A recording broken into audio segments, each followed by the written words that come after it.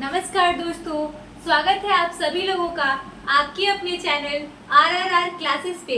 मैं रश्मि आप लोगों के सामने एक वीडियो लेके आई हूँ। जैसा कि मैंने आप लोगों को पिछले क्लासेस में बताया था कि हम लोगों की इस चैनल RRR क्लासेस पे हम MSc जूलॉजी का प्रिपरेशन कराएंगे, यानी कि जो भी बच्चे CUET PG का फॉर्म अप्लाई किए हैं MSc जूलॉजी के लिए, उनके लिए इस चैनल पे आप लोगों को प्रिपरेशन कराया जाएगा। ये मैंने अपने पिछले वीडियोस में बताया था और मैंने सिलेबस के बारे में भी डिस्कस किया था, क्या एलिजिबिलिटी है उसके बारे में, एज लिमिट जो भी है जूलॉजी के एंट्रेंस एग्जाम से रिलेटेड हमने सारी बातों को डिस्कस किया था।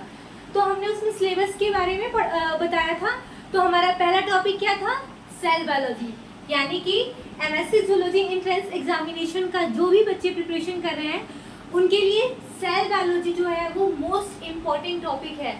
सेल बायोलॉजी से, जेनेटिक्स से मैक्सिमम क्वेश्चन आते हैं, वर्टिब्रेट्स एंड इनवर्टिब्रेट्स इन सब से काफ़ी क्वेश्चन आते हैं। तो हम लोग सेल बायोलॉजी को स्टार्ट करेंगे। इससे पहले कि सेल बायोलॉजी स्टार्ट हम लोग करें, उससे पहले हम लोग थोड़ा सा बायोलॉजी के बारे में इसका इंट्रोडक्शन दे रहे हैं कि बायोलॉजी क्या है। उसके बाद हम लोग अपने टॉपिक सेल बायोलॉजी पे चलेंगे। तो हमारा आज का टॉपिक क्या है? बायोलॉजी। आप लोग सभी लोग बायोलॉजी के ही स्टूडेंट हैं, जैसे कि आप लोग पीजी के लिए अब एंट्रेंस देने वाले हैं, तो आप लोगों को बायोलॉजी के बारे में बहुत अच्छे से जानकारी होगी। फिर भी हम बताते चलते हैं। बायोलॉजी का हिंदी मीनिंग क्या होता है? जीव विज्ञान। बायोलॉजी का जो हिंदी मीनिंग होता है वो जीव विज्ञान। हम पहले भी बोले थे कि हमारे चैनल पे जिसको कुछ भी नहीं आएगा उसको भी यहाँ सब कुछ आएगा। हम एकदम बेसिक से लेके चलेंगे। ऐसा नहीं है कि हमें किसी भी बच्चों को आ रहा है तो हाँ हमें तो आ रहा है, दूसरे को क्या मतलब, तो ऐसा नहीं है। हर किसी को अपने साथ लेके चलना है, सबका साथ सबका विकास, ठीक है। तो बायोलॉजी का हम पहले डिफिनीशन जानते हैं। तो बायोलॉजी जो है ये इसका डिफिनीशन क्या होगा, इस टर्म को दिया किसने था, इसके पार्ट्स क्या हैं, यानी कि इसके ब्रांचेस क्या हैं, इन सब के बारे में एक एक करके हम लोग पढ़ेंगे। तो बायोलॉजी के डिफिनीशन के बारे में आते हैं। और फर्स्ट ऑफ ऑल हम लोग जानते हैं कि बायोलॉजी का जो हिंदी मीनिंग होता है वो होता है जीव विज्ञान होता है। तो बायोलॉजी का डिफिनीशन है कि the branch of biological science deals with the study of animals, human being, tree, plant are called biology. तो बायोलॉजी की डिफिनीशन में आप लोगों ने ये जाना कि बायोलॉजी जो है वो जिसमें ह्यूमन बीइंग, एनिमल्स, प्लांट्स, जिसकी स्टडी इसमें की जाती है तो उसको क्या बोलते हैं? बायोलॉजी। इसको हम लोग क्या कहते हैं? बायोलॉजी। अब ये बायोलॉजी जो है वो टर्म दिया किसने था? तो हम लोग जानेंगे कि बायोलॉजी जो है ये आप लोगों को दिख रहा है, तो ये बायोलॉजी टर्म दिया किसने था? तो फर्स्ट टाइम बायोलॉजी जो टर्म था वो आपके लैमार्क एंड ट्रेविरनस ने दिया था। फर्स्ट टाइम बायोलॉजी टर्म जो है, ये बायोलॉजी शब्द जो है was first time proposed by Lamarck and Treviranus ने ये शब्द, बायोलॉजी का जो शब्द है वो दिया था। अब बायोलॉजी शब्द इन्होंने दिया भी, तो बायोलॉजी शब्द लिया कहाँ से कैसे है? आखिरकार ये जो वर्ड है बायोलॉजी वो कहाँ से लिया गया है? तो बायोलॉजी जो है वो ग्रीक वर्ड से लिया गया है। ग्रीक वर्ड में ये 2 वर्ड से लिया गया है। अब इसके बारे में हम देखते हैं। तो सेकेंड पॉइंट है हम लोगों का, the term biology has been derived from two Greek word. First जो है आप लोगों का, first bio means life. Bio का मीनिंग क्या होता है? लाइफ होता है।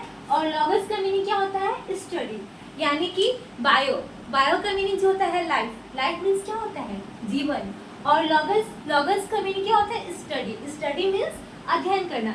यानी कि जहाँ पे हम लोग जीवन के बारे में अध्ययन करते हैं, चाहे वो अध्ययन जो है वो स्टडी एनिमल से रिलेटेड हो, ह्यूमन बीइंग रिलेटेड हो या प्लांट रिलेटेड हो, आखिरकार ये स्टडी ही है, चाहे ह्यूमन की हो, एनिमल्स की हो या फिर प्लांट की स्टडी हो। तो बायोलॉजी में हम इन सब की स्टडी करते हैं। और बायोलॉजी का मीनिंग यही हुआ, यानी लाइफ की स्टडी करना, ठीक है। तो ये टर्म आप लोगों में से हम बताएं कि एक एक क्वेश्चन बेसिक कहाँ से पूछे जाते हैं। बायोलॉजी टर्म किसने दिया था, या फिर ये कहाँ किस वर्ड से लिया गया है? तो आप लोगों को बताया गया जैसे कि ये ग्रीक वर्ड से लिया गया है। और ग्रीक वर्ड जो है 2 ग्रीक वर्ड है, पहला बायो और सेकेंड क्या है? लॉगस। यानी कि लाइफ की स्टडी करना है, वही क्या है? बायोलॉजी है। अब बायोलॉजी के फादर के बारे में हम लोग जानते हैं। तो फर्स्ट टाइम हम आप लोगों को ये बताना चाहेंगे कि फादर ऑफ बायोलॉजी के नाम से एरिस्टोटल को जानते हैं। जैसे कि हम लोग इनको हिंदी में क्या बोलते हैं, एरिस्टोटल को जो है वो हिंदी में अरस्तु भी कहा जाता है।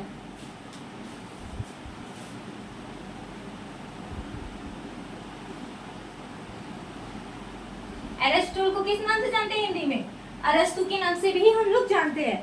इनको जीव विज्ञान का पिता कहा जाता है, यानी कि एरिस्टोटल को हिंदी में अरस्तु कहते हैं। अब बायोलॉजी के हैं ये कितनी इसकी शाखाएं हैं, ऐसे तो बायोलॉजी की बहुत सारी शाखाएं हैं। बायोलॉजी में देखिए माइक्रोबायोलॉजी है, प्लांट बायोटेक्नोलॉजी है, आप लोग देखें तो जूलॉजी है, बॉटनी है। तो बायोलॉजी की बहुत सारी शाखाएं हैं, लेकिन मुख्य जो इसका है मेन क्या है, तो बायोलॉजी को इसको कितने भागों में बांटा गया है, इसके कितने पार्ट्स हैं, यानी कि इसे कितने हिस्सों में क्या किया गया है, कैटेगराइज्ड किया गया है। तो बायोलॉजी को दो भागों में, जनरली तो सभी लोग बताते हैं कि बायोलॉजी को दो भागों में, दो हिस्सों में विभाजित किया गया है, यानी कि इसे it is categorised into two part, botany and zoology. लेकिन हम आप लोगों को कह रहे हैं ना, एक एक चीजों को बहुत ही अच्छे तरीके से बताएंगे। बायोलॉजी को दो हिस्सों में ना बांट के बायोलॉजी को तीन हिस्सों में बांटा गया है। फर्स्ट है botany, second zoology and third जो है वो माइक्रोबायोलॉजी। अब हम लोग एक एक के बारे में जानते हैं। बायोलॉजी में बॉटनी के बारे में, उसके बाद जूलॉजी के बारे में, उसके बाद हम लोग माइक्रोबायोलॉजी के बारे में जानेंगे। तो बॉटनी जो है, बॉटनी का हिंदी मीनिंग, बॉटनी के बारे में पहले जान लेते हैं, थोड़ा बहुत जूलॉजी के बारे में, उसके बाद माइक्रोबायोलॉजी के बारे में। तो बायोलॉजी का डिफिनेशन हमने बताया था। बॉटनी जो है, बॉटनी का हिंदी मीनिंग क्या होता है, बॉटनी का हिंदी मीनिंग होता है वनस्पति विज्ञान। जूलॉजी को हिंदी में किस नाम से जानते हैं, जंतु विज्ञान, और माइक्रोबायोलॉजी को जीवाणु विज्ञान के नाम से जानते हैं। तो एक एक का डिफिनेशन देखते हुए चलते हैं। बॉटनी में जो होता है वो स्टडी किया जाता है किसका, प्लांट का, यानी कि the branch of biological science deals with the study of plants and trees are called botany, and zoology, the branch of biological science, deals with the study of animals and human being, यानी कि zoology में study किसकी की जाती है, animals की और human being की। वहीं बॉटनी में स्टडी किसकी की जाती है, तो बॉटनी में जो है, बॉटनी में स्टडी प्लांट्स की जाती है और ट्रीज की जाती है, और जूलॉजी में स्टडी किसकी की जाती है, तो एनिमल्स की और ह्यूमन बीइंग की स्टडी जूलॉजी में की जाती है। अब हम लोगों का लास्ट वन रह गया माइक्रोबायोलॉजी, यानी कि माइक्रोबायोलॉजी को हम लोग किस नाम से जानते हैं, माइक्रोबायोलॉजी का जो है हिंदी है जीवाणु विज्ञान।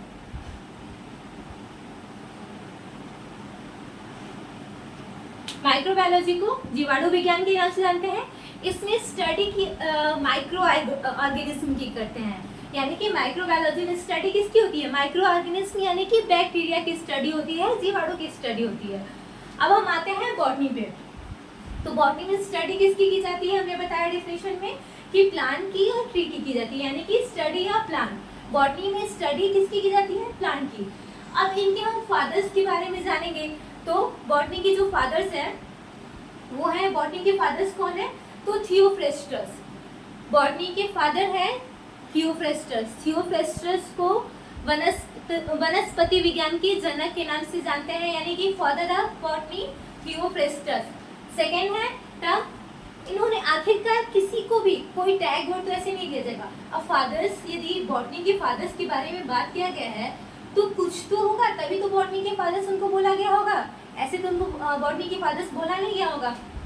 तो बॉटनी के जो फादर्स हैं उनको उनको ये टैग दिया गया। किसी को कोई भी टैग देते हैं तो वो कोई काम किए रहते हैं, यानी कि देखिए आप ही के यहाँ आप लोग देख लीजिए, अभी इलेक्शन हुए हैं, पार्षद का चुनाव हुआ है, तो चेयरमैन यानी कि सिटी का चुनाव होता है, तो उसमें कोई अच्छा काम करता है या फिर इलेक्शन लोग लड़ते हैं, कुछ ना कुछ सबकी खासियत अपनी होती है, तभी तो उनको चेयरमैन के या फिर जो है पार्षद है उनको उस जगह पे के लिए जनता चुनती है, उनकी अच्छाई देख के।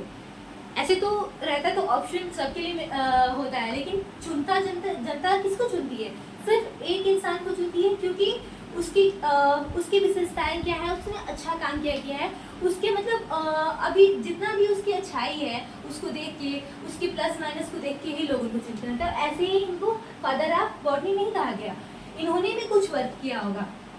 तो बॉटनी इसके पीछे भी एक लॉजिक है। हम आपको बताएंगे कि इन्होंने बुक लिखा था, जो कि आपके सामने इस बुक का नाम दिया गया है